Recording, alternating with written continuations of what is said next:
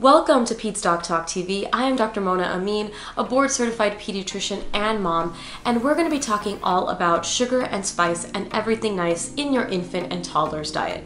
This is going to go over salt, seasonings, and sugar. Can they have it? When can they have it? And how much is too much? Before we continue, make sure you hit that subscribe button below this video because that's how you stay up to date on all of my content. And make sure to follow me at Peds Doc Talk on Instagram. And here we go.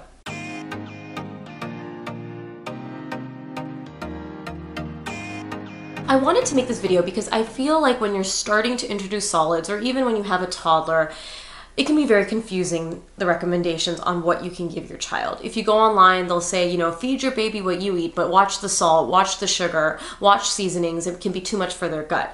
I'm going to really break it down for you all in this video in an easy to understand way and just explain to you how I kind of approach salt, seasonings, and sugar for your child. So we're going to talk about salt first. So why is there a concern about salt, namely in your infant's diet? So the three things you've probably heard about salt in your infant or toddler's diet is number one, too much salt can harm their kidneys.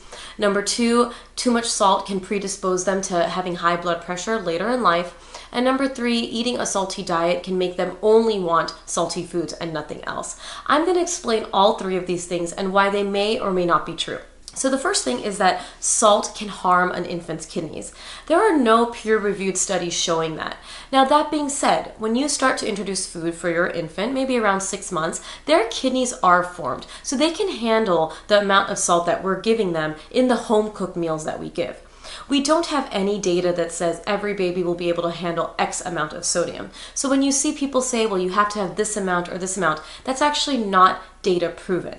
This is just a theoretical thing that we want to basically have parents watch out for the sodium content. I don't need you to sit there and calculate, okay, well, my child had this for lunch, this for breakfast. Okay, I can't do that. You're looking at it in the food choices that you make and how you purchase items. So if you're home cooking a meal and you add salt to that, I'm okay with that. If you're adding tons of salt to every single meal, maybe you want to hold back and diversify the content, not just for the salt, but because maybe you want to diversify the different types of foods your child's getting. In terms of the foods that you're purchasing, I would be very, very wary on buying packaged and processed foods, especially for your infant or toddler, because these can have high volumes of sodium and also sugar, which I'll get into. But if you look at the packaging and it says sodium and that number is pretty high, I want you to watch out for those things. Things like canned soups, any packaged foods, these are the things that can carry a lot of salt. Certain cheeses can also carry a lot of salt, right? These are packaged in a way. So you want to try to do certain cheeses that are low in sodium content. So these cheeses could include ricotta, Swiss, fresh mozzarella, or cottage cheese. So if you're looking to give your child cheeses, you can go with those low sodium options. Now just say you accidentally, or you did give your child cheddar cheese, which does have high sodium content. You want to see, well, am I giving my child cheddar cheese every single meal? No, this was one time. I don't want you to panic if you did give your child a sodium-rich cheese, but you want to balance it out. The goal here is not overwhelming their body with the same type of food, salty foods, but you want to diversify it. And the other goal here is to try and home cook your meals, because when you're home cooking your meals, you know exactly how much seasoning you're putting in and how much salt you're putting in it too. The next point is that salt can predispose someone to high blood pressure. Now, I do not want to dismiss that an adult diet that is high in sodium can cause high blood pressure, but this is all about balance, like I said. I don't want you to guilt yourself if you give your child a sodium-rich food, but is that what you're giving your child for every meal? I'm going to use canned soup as an example. Canned soup is high in sodium. So if you're giving your child this for lunch and dinner, that's going to add up, right? That's going to allow them to have a high sodium diet pretty much most of their meals. But if it's soup for dinner one day, and then a couple days later you do it for lunch, maybe you do it for dinner another day, that's okay. But it's up to realizing the balance that you're going to provide. Everything in feeding our child comes to balance. We don't want anything in too much quantity. That includes things that are healthy too. We don't want them to eat broccoli every day. We don't want them to eat spinach every day. We want to diversify their tastes, textures, and the variety of different things that you're offering them. The last thing is that salt intake in infancy can predispose them to only salty foods later in life. I mean, thinking about this from a common sense perspective, this is why as a pediatrician and mom, I really want to diversify that palate for that child from a young age. This means not always over seasoning or over salting foods, right? You want to do diversity. You want to offer different types of foods to your child so that they can experience different flavors and different textures. When you're doing this, you're not going to allow them to only have salty foods, right? When you're exposing them, you're exposing them to so many different things that you're not creating a preference for one thing. So if you're home cooking your meal and your child is eating that meal too, so just say you're doing baby-led weaning and you're preparing that food down, it's okay that there's salt on it. Now, if you are prone to eating a high salt diet every meal, then maybe you want to reconsider that for your infant or your toddler just from a balanced perspective. But it's okay to give your child what you're eating. You don't have to create separate meals as long as you're balancing the seasonings and salt too. And just from a common sense perspective, think about you eating food. You're not going to want to eat something without any flavor. It's not the most appetizing. Same things for our infants and our toddlers. It's okay to add salt to that. And as I get into seasonings, it's also okay to add seasonings because even I would not want to eat that. But it's important to incorporate variety, right? You don't want to over season every meal because then when they eat something a little more bland, they may be more averse to it. You want to vary the amount of seasonings that you're putting in, little salt, little pepper, whatever you're doing, but don't worry so much if you're giving your child what you're eating because that's what you're eating too.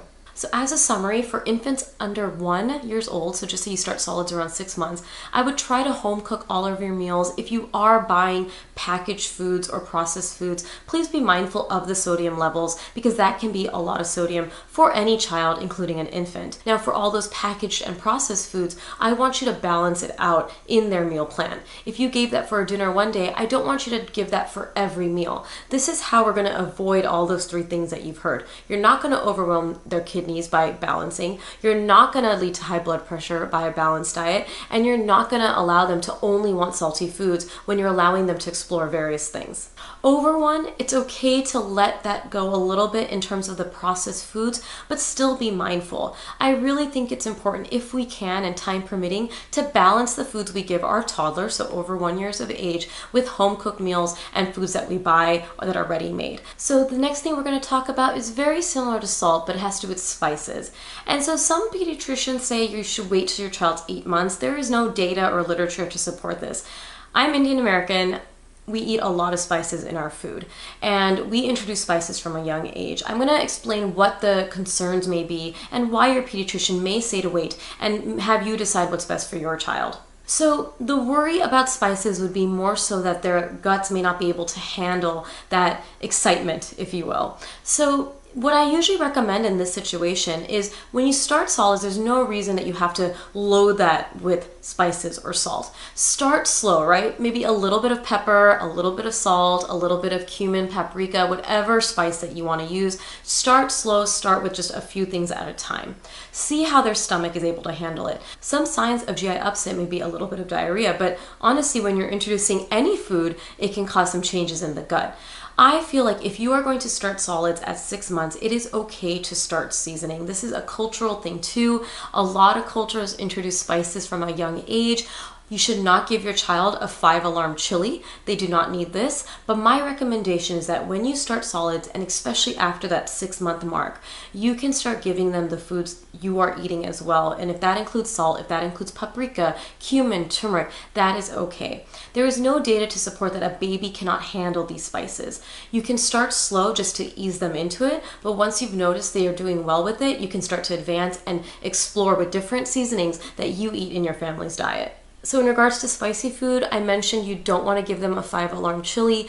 Really, really spicy food is not going to be fun for the infant, right? They are not used to that level of spice. There's no rush to give them something extremely spicy, so I'd be very wary of things like that. One last thing about seasoning and salt, you don't want to overdo everything. When I said incorporate salt, incorporate seasoning, it doesn't mean that you should do it for every meal all the time, because like I said, you want your child to experience the different flavors and different textures that exist in food. So if you start to over season everything, right? If you're so used to cooking like an Indian meal with turmeric, cumin, garam masala, all of these things, and then you give something them that may be a little bit more bland.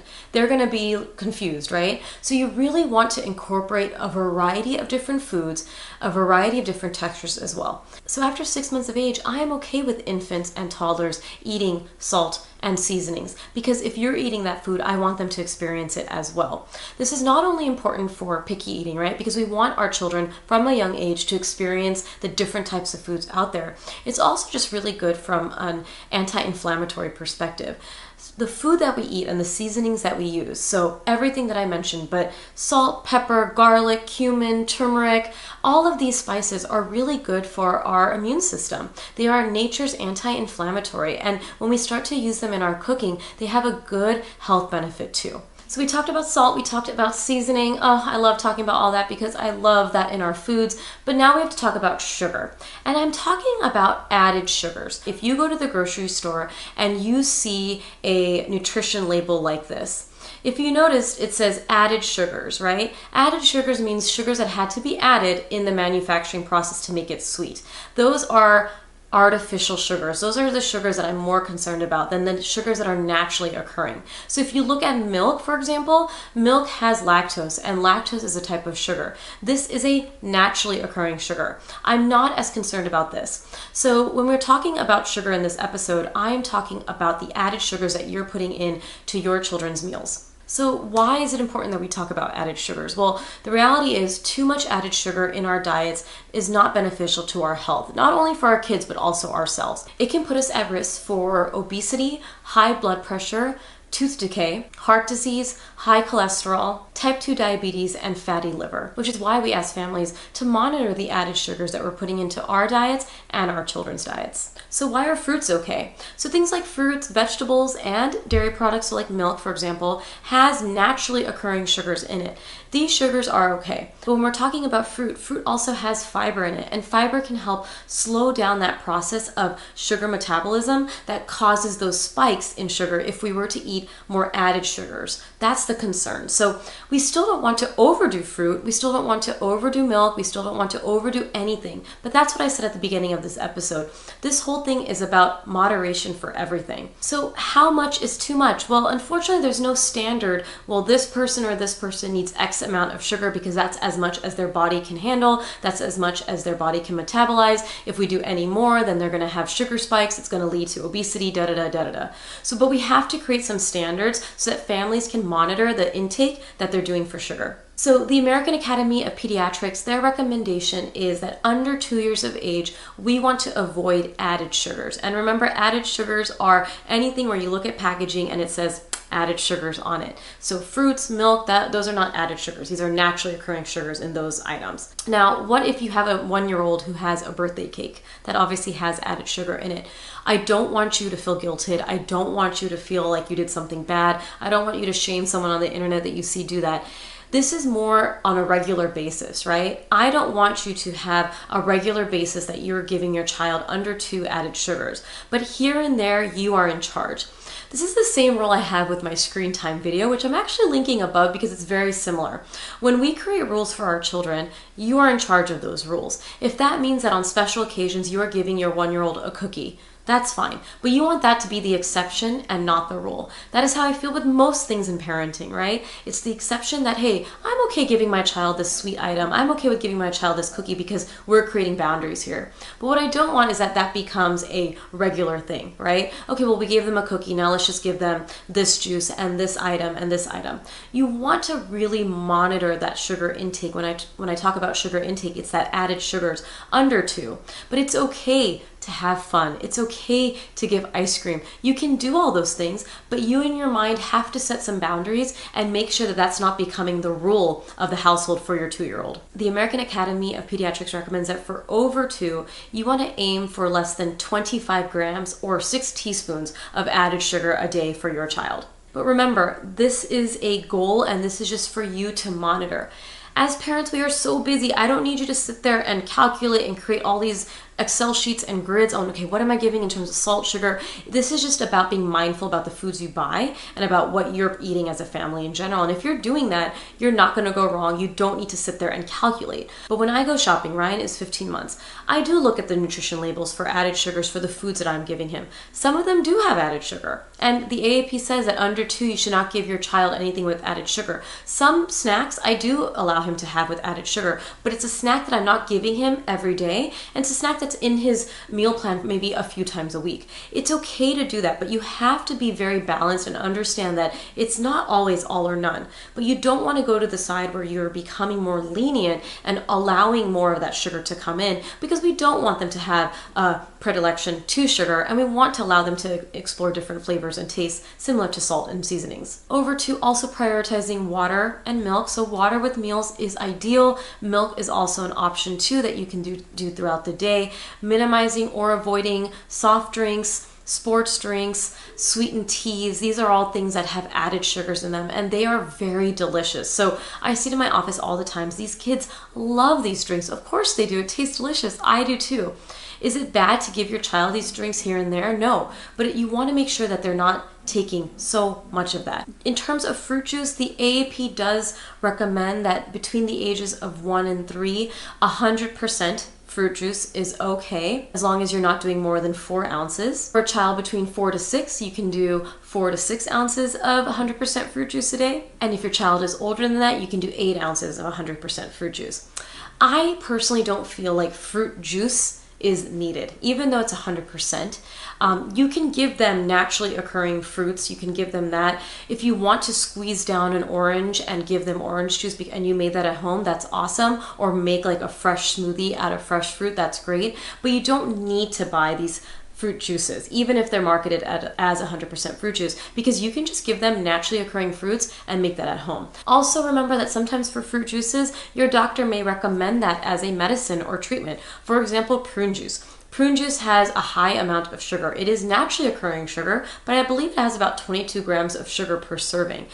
Your doctor may recommend that because it can be something very helpful for constipation. So of course we're okay when used here and there for a therapeutic purpose, but you really want to be mindful of what you're purchasing on a regular basis for everyday consumption. My 3 take-homes. Number 1, moderation is key. You're going to hear me talk about that all the time as a pediatrician and as a fellow mom as well. It's important to remember that it's not all or none. I give my son a little bit of sugar here and there as a treat because we are able to create that boundary. We know that this is all we're allowing, right? Moderation is so important with salt, with seasoning, with sugar. I don't want it to be too much of a good thing. This is so important. I also talked about it in my episode that I did about heavy metals in baby food. We want to give them variety of different foods because it's important that we are not giving them all salt, all sugar, all of one thing, because that's not good for them. And we want them to explore different things. Number 2, a child's food preference is built in those first 2 years of life. This is why I am very passionate about food introduction at 6 months of age, why I'm so big on introducing variety to kids, because their palate is developing in those first 2 years. You really want to expose them to a variety of different seasonings, salt, sugar, whatever it is, but I want you to incorporate a variety of cultural foods too. If you yourself are not into those cultural foods, that's fine, but try to expand their palate in different seasonings that you may not normally eat for your family, and you'll be surprised, you may like it too. You do not need to do spicy food because obviously not everyone can tolerate that, but you really want them to start experiencing the different flavors that different cuisines have to offer. The last thing is don't beat yourself up too much. There are so many rules. I know the AAP has these rules. Other people, other friends may have rules that are different than yours. I want you to come up with a rule that works for your family, understanding that we want to balance and reduce salt intake, reduce sugar intake, and diversify, right? I don't need you to sit there with a calculator. I just want you to make a rule that works for your family, similar to the screen time episode that I talked about. Make sure you understand the impacts that a high sugar diet can have. Make sure you understand the impact that only giving salty foods can have. But when you're diversifying their foods, you're not going to be doing too much of one thing. Make sure to comment below on any questions you have. Hit that thumbs up sign to show that you love this video. And make sure to follow me at Peds Doc Talk on Instagram and subscribe to Peds Doc Talk TV, because that's how you support this channel and stay up to date on all of my future videos. Talk to you next week.